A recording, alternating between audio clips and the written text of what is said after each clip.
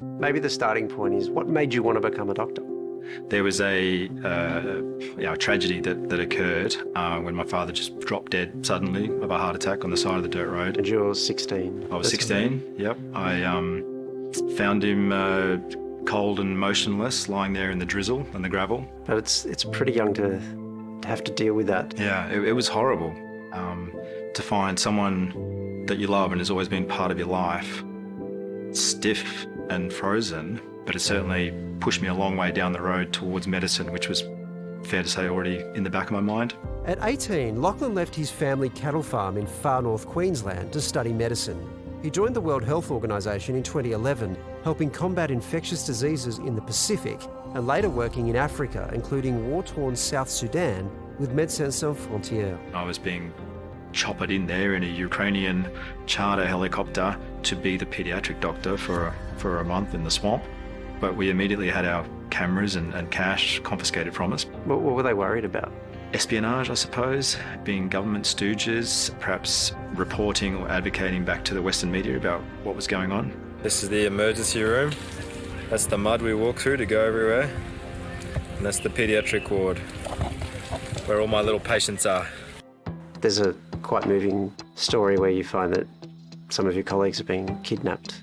Yeah, it's a terrifying notion, Waleed, and I was evacuated with my colleagues from that project when that happened because the ambush and the kidnapping occurred just a couple of kilometres from the gates of our compound. What's it like working in that sort of context? So, I don't want to come across as a disaster junkie, okay?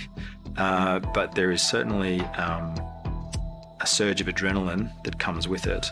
I say this with respect for the field of humanitarian medicine and response, but there are a lot of organisations and individuals, including many that I personally know, who just jump from disaster zone to disaster zone, basically because that's how they get their kicks, that's what they thrive on. Now, they may be very, very good at disaster response, but it's often overwhelming, including for the country in need. Is there a particular example that you saw that sort of sticks out most in your mind? Yeah, so Vanuatu post-Cyclone Pam is the example that will always stay with me. Aid workers calling this one of the worst disasters to ever hit the region. The inundation of organisations and individuals who flooded in completely overwhelmed the health system, particularly with the basically dumping of stuff, just perishables, whether we're talking like secondhand clothes or sort of medicines close to their use-by date. So it's like the curse of the well-intentioned.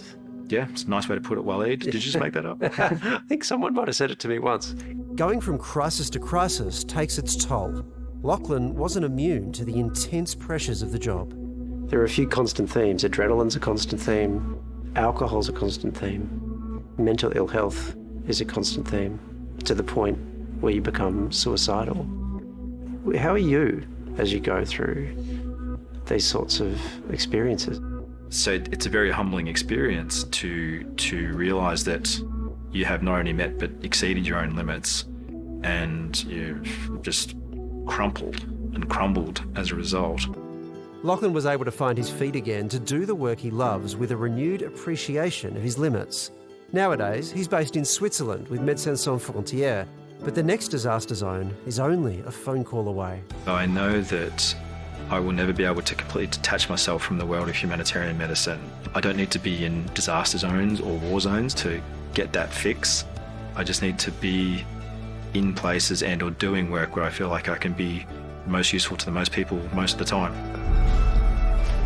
Never heard of that phrase, disaster junkies. Yeah. It's an interesting perspective on the idea of moving from one to the next and what that does to you personally, but also what you're leaving in your wake. And he was so determined not to become that Yeah. when he went into it. So it's a really interesting thing that he's tuned into, that's a danger.